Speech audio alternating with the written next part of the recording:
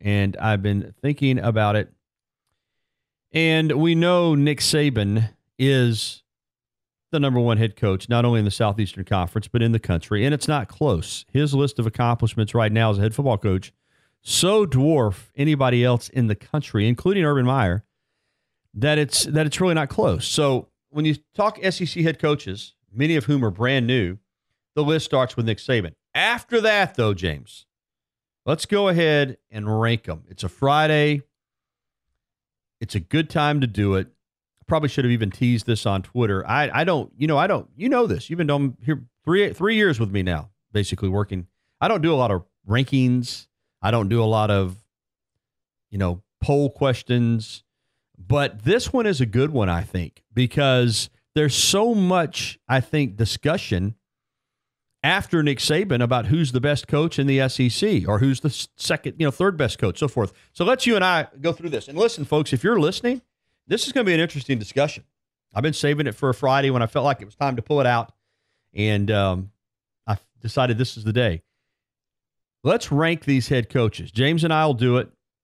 And if you want to get involved, if you've got a thought, call the Bud Light hotline at 205-342-9904. All right, James, you and I are in agreement. Nick Saban's number one.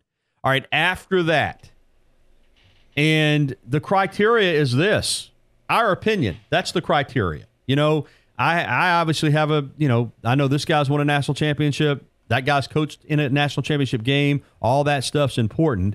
But this just comes down to your opinion, and my opinion. And if you're listening, your opinion. Who do you think, after Nick Saban, how would you rank these coaches? So, obviously, number two, after Nick Saban, I think the candidates for second best coach in the league are Gus Malzahn, Dan Mullen, Kirby Smart, Jimbo Fisher. After that, I think we drop down a tier.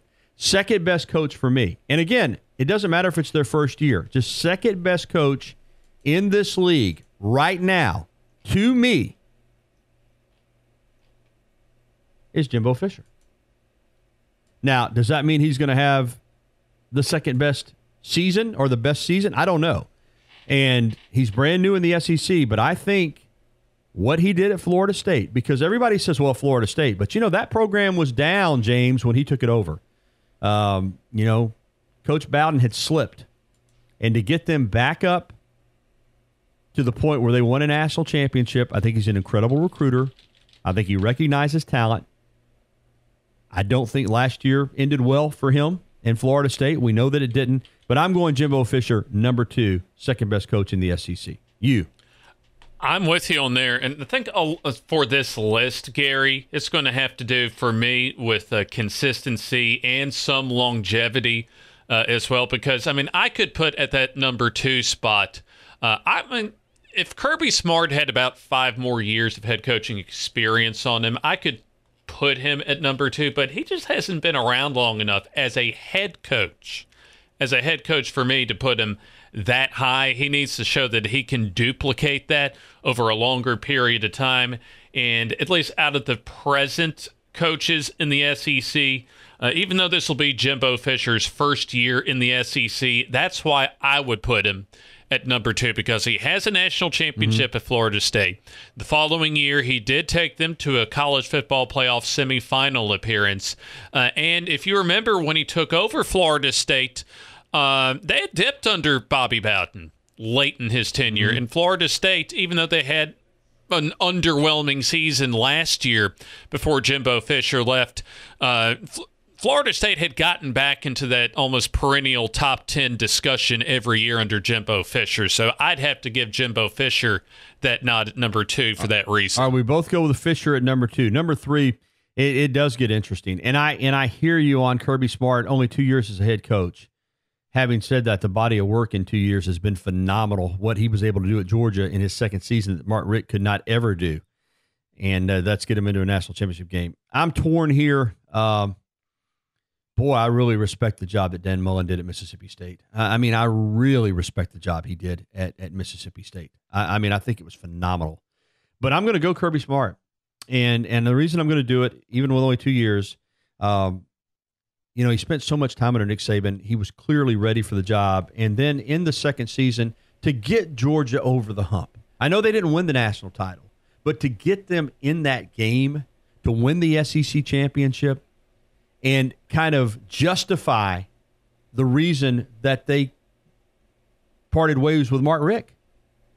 Kirby proved that he was the guy to come in his second season. So I'm going to put him at number 3. I just think in your second year, again, even though he took over a really good program, a program that was kind of stuck, they weren't backing up, but they weren't going forward. Every year, it seems like, well, we're going to win 10 games, but we're not going to make it into the college football playoff. We're not going to play for national championship. To get that done in his second year, I'm going Kirby Smart, number 3 in the list of SEC coaches for me. That's a pretty good argument, except I'm going to go with Gus Malzahn, and I'll tell you why on this, because you're competing with Alabama every day of the year, not just every last Saturday in November. You're competing with Alabama every single day when it comes to during the football season, on the recruiting trail, and for attention. And although Gus Malzahn has had certainly his highs and lows at Auburn when he's taken them to an SEC championship,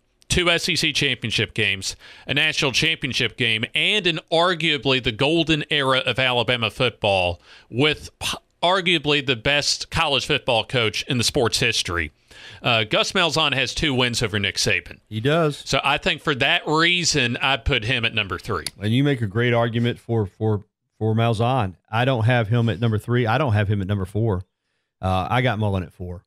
I think when you look back at Mississippi State, to have them at number 1 in the country in 2014 in a position, and I know they got beat here with Prescott in Tuscaloosa, but I just think that he took Mississippi State to a different level, and now that he's at Florida, that elevates him in my mind, what he's going to be able to do there. So I got Mullen as my number 4 head coach in the SEC. And this is where I'm going to go with Kirby Smart for basically all the reasons you mentioned. But for me, I think it's also potential for Kirby Smart as far as just what he showed last year when it comes to recruiting and then being able to develop those recruits into and develop the team into a national championship type of product. And I think the future looks bright for Kirby going forward.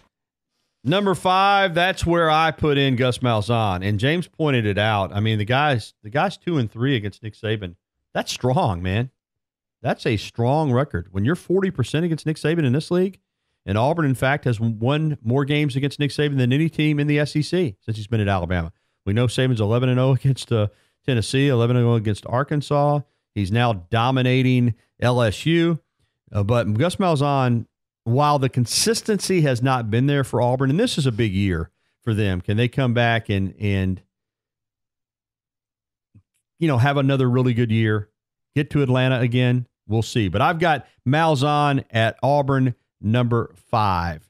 James, who do you have at 5? This is where I have Dan Mullen, and once again, for the reasons you mentioned, as far as, anybody that can get Mississippi State to a number 1 ranking, even for me, if it's a popularity poll now with the college football playoff and its significance on the bigger picture nationally as far as that college football landscape, but anybody that can get Mississippi State in a legitimate position for a college football playoff, considering which school is less than an hour and a half east of Starkville, just the general location of Starkville when it comes to the Southeastern Conference, and who they have to compete against in the SEC West, and the numerous now quarterbacks that he's helped develop, from Tim Tebow, Dak Prescott, and Nick Fitzgerald as well. So I'd put Dan Mullen at a very, very robust number 5. All right, now that we're through this top tier, we're going to speed it up. As we get into the next tier, I'm going to kick it off, the next tier, with Will Muschamp,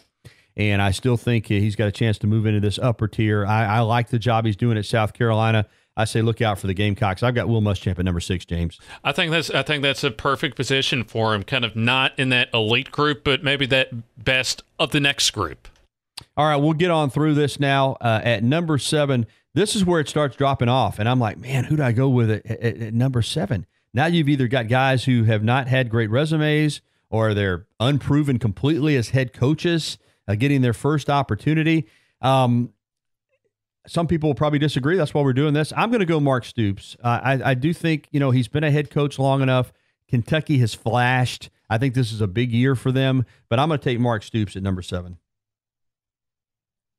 That's not a bad pick right there. And just looking at, also looking at Derek Mason's resume, probably somebody certainly I think in the top 10, but at Vanderbilt still, without a winning season, wouldn't put him about halfway up there. So I think Mark Stoops is a pretty solid selection considering the coaches we still have to go. Yeah, and in some of these cases you could almost give guys incompletes because they just haven't gotten it done. But we're ranking them, so we're gonna rank them, and I'm gonna go with Jeremy Pruitt next. I know he's unproven as a head coach, but I just think much like Smart, he's ready. I think it's gonna be a much slower process at Tennessee, but I like Pruitt and his potential long term to get it done there. I think this is where I would go with Derek Mason at Vanderbilt. And we all know just the, at least for all of our lifetimes, just the doormat status that Vanderbilt football has had in the SEC, being able to take them to a bowl game in 2016, and then really kind of still having their way with the Tennessee Volunteers. Now, I know you got another new regime in Knoxville, but I think for that reason, just for at least being semi-competitive, for having at least that little bit of a resume for Derek Mason, I'd put him in that next slot. And coming up next for me, I'm going to go ahead and take Chad Morris. Not that he did a great job at SMU, but he did enough there to get him the head job at Arkansas. And as an offensive coordinator, he did some really great things at Clemson. I'm going Chad Morris in that number 9 slot.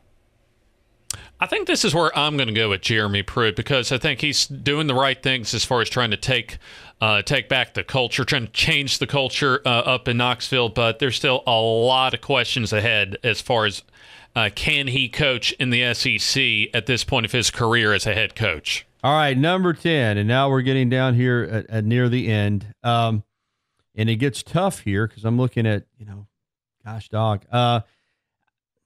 I'm going to go ahead and I'm torn here a lot. I'm going to take Mason because, he has gotten Vanderbilt to a bowl game, and that's a big deal. So I'll take Darren Mason at number 10. I think this is where I'm going to go with Chad Morris because he actually did do a fairly decent job at SMU, but like the rest of these coaches, including Ed Orgeron, there's still a lot of question marks as far as I'm concerned with the bottom tier of SEC coaches. At number 11, and again, you can almost give the guy an incomplete, but I think some of it has to do with the fact I'm ranking him this high, the team that he's inheriting. I think Mississippi State's going to be really good, and I think Joe Moorhead has done a good job of making Mississippi State people comfortable. I'm going to put him at number 11. Kind of a surprise there. I got Moorhead at 11.